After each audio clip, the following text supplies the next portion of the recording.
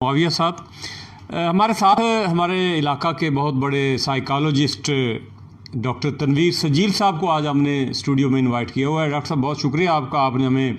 वक्त दिया। डॉक्टर साहब बताइएगा कि ये जो सारा मामला हुआ है सोशल मीडिया पे भी इसकी एक बहस बड़ी चल रही है, ट्विटर पे टॉप ट्रेंड का नाम चल रहा है, मीडिया के लिए ख़बर है, आवाम की भी दिलचस्पी है, हर बंदा मीडिया के लिए ख़बर आए बस खबरें उनको बन गई। जो पहले मामला चल रहे थे आवाम की तवज्जो जो है वो उनसे हट गई।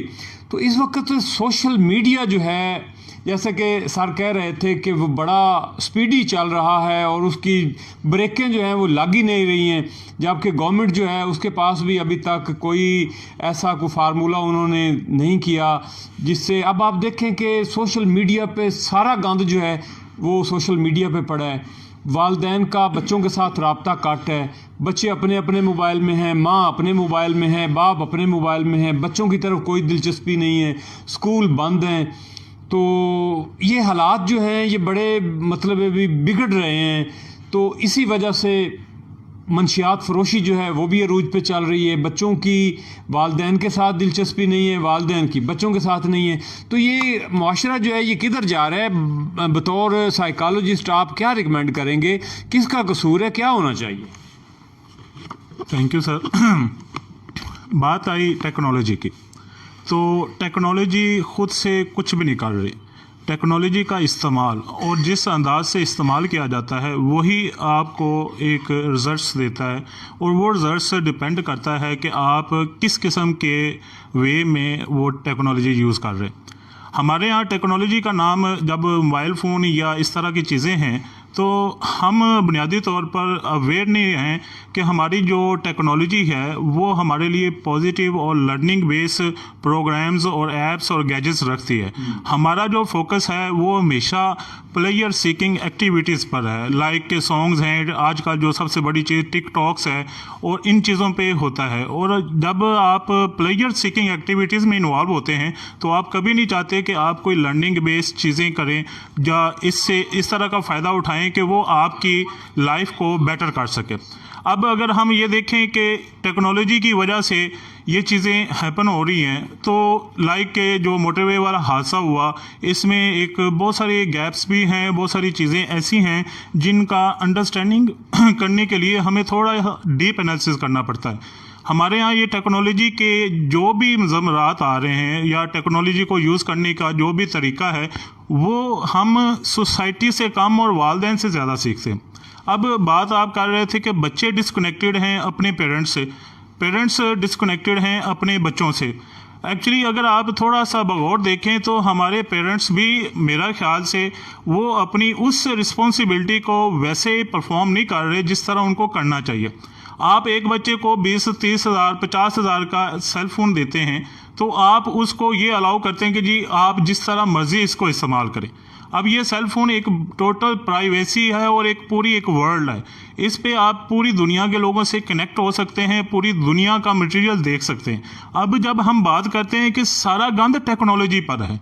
तो मेरा ख्याल है कि हम सिर्फ उस साइड पे देख रहे हैं कि हमारे पास सिर्फ गंद सामने आ रहा है या ऐसी चीज़ें आ रही हैं जो हमारे मॉरल वैल्यूज़ को, जो हमारी सोच को, जो हमारे जज्बात को इतना इंटेंस और इतना इमोशनली चार्ज कर रहा है कि हम कोई भी स्टेप, चाहे वो लीगल वे में हो चाहे वो सोशल वैल्यूज़ पे हो, वो हम ले जाते हैं। लोग समझते हैं कि ये कोई बड़ी बात नहीं है क्योंकि हम अपने आप को जिस इन्वायरमेंट में डेवलप कर रहे होते हैं वो सिर्फ इमोशनली चार्ज होता है, हम उसके ऊपर इंटेलेक्चुअली कोई ऐसी रीजनिंग नहीं प्रोड्यूस कर रहे। फॉर एग्जांपल एक पेरेंट अपने बच्चे को मोबाइल दे देता है तो कभी उसने उसके मोबाइल को यूज़ को चेक किया, क्या वो उसके मोबाइल को देखता है, क्या उसके पास टाइम, स्क्रीन टाइम उसका मुख्तसर है कि वो इस टाइम पे बात कर सकता है, इस टाइम पे वो मोबाइल यूज़ कर सकता है, इस टाइम पे नहीं कर सकता।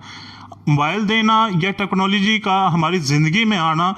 प्रॉब्लमेटिक नहीं है, प्रॉब्लमेटिक है कि हम किस अंदाज में उसको यूज़ कर रहे हैं। अब छोटी सी बात है, मेरे पास अक्सर पेरेंट्स आते हैं कि हमारे बच्चों में ना बिहेवियरल प्रॉब्लम है, हमारी बात नहीं मानते, हमारा कहा नहीं सुनते, हमसे बदतमीज़ी करते हैं, उनकी लैंग्वेज नहीं ठीक।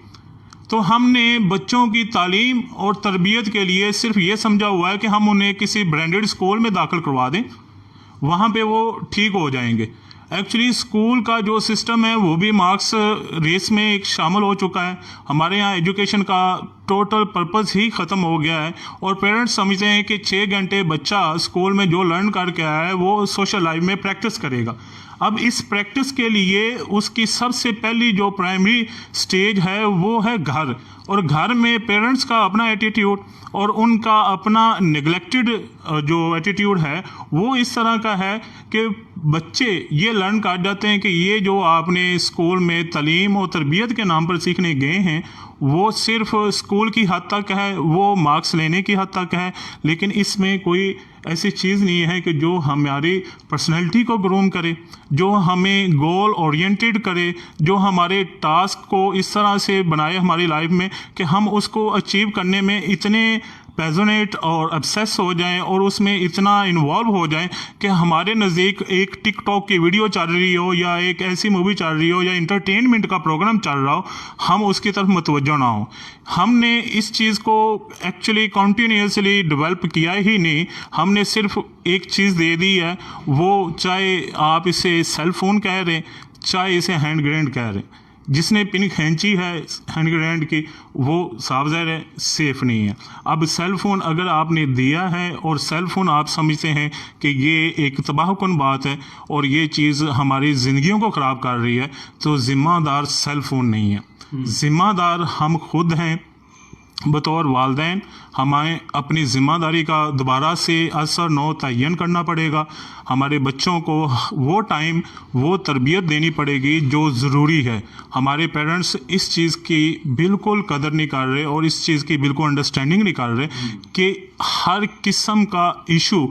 پرائمری طور پر آپ کے گھر کی انوائرمنٹ سے نکل رہا ہے۔ اگر آپ کی فیملی بانڈنگز اتنی ویک ہیں، آپ کا پیرنٹل جو پریکٹس ہے وہ اس طرح کی ہے جو روایتی ہے، لیکن وہ آج کی جدت کے ساتھ چل نہیں رہی، تو پلیز میں یہ کہوں گا کہ پیرنٹس کو ساتھ ساتھ لرن کرنا چاہیے، ان کو سیکھنا چاہیے، ان کو جاننا چاہیے۔ دوبارہ میں آتا ہوں، ہمارے میں آج جوائن کیا ہوا ہے جناب عبدالستار کھوکھر صاحب، جو کہ ہمارے سینئر ایڈوکیٹ ہیں اور ایڈوکیٹ ہائی کورٹ ہیں۔ سر بہت ویلکم آپ کو کرتا ہوں۔